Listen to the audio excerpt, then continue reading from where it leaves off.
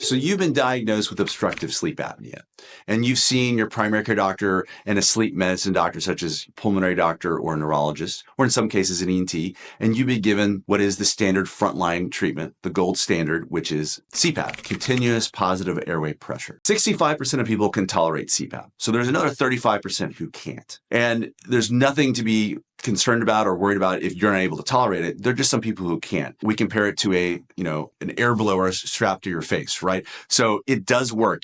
What it does is it blows air through your nose and mouth to push the tongue forward so there's room for air to get down into the lungs. Because sleep apnea is often the tongue falling back at night, blocking the airway, causing this turbulent airflow and causing you to stop breathing. For people who can't tolerate CPAP, and you've tried all these different types of masks on the nose, in the nose, around the whole face, and you rip it off at night and just wake up still feeling bad, or you're able to wear it for a few hours, but then just wake up with it on the floor. It's not something to be ashamed of. So what are our other options? Surgically, things that used to be done, we used to take off part of the soft palate and the tonsils, which you may know people have had that done. In some patients, it's effective, but often this is usually caused by the base of tongue falling back, and that doesn't address it when you just operate on the soft palate.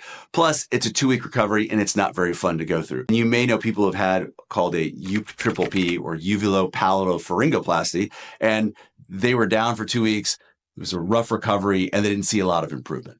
Well, we've gone away from that in a lot of situations, and for the right patient who meets the criteria, there's a new procedure that's called a hypoglossal nerve stimulator implantation, which is also in some cases known as the Inspire procedure. That's one of the devices that we use. That's something that I do. 80% of people who get this surgery done will drop their events per hour to under 20 and by half, which again, it may not be a home run, but we're getting a triple out of this and you're feeling a lot better, especially if you're someone who had 50, 60, or 70 events per hour. And the criteria for this have gotten a lot bigger, meaning that now you can have up to 100 events per hour and a body mass index up to 40 to get treated. Sleep apnea is something that causes a lot of significant risks and issues with your life. Not only you're tired all the time, you can't think straight, you never get good rest, but it really increases your risk of heart attacks and strokes, especially if you have severe sleep apnea, which is over 30 events per hour. So who qualifies for a hypoglossal nerve stimulator implantation,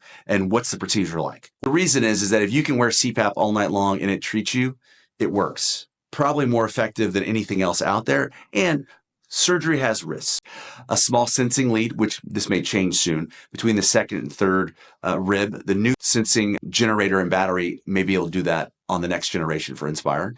And then incision in the neck to find the nerve that moves the tongue and put a cuff around the fibers of the nerve that push the tongue forward rather than pull it back. So if you can imagine, when you breathe in, the tongue goes forward. So what are the qualifications for the surgery? Well, you have to have between 15 and 100 events per hour. So moderate to severe sleep apnea.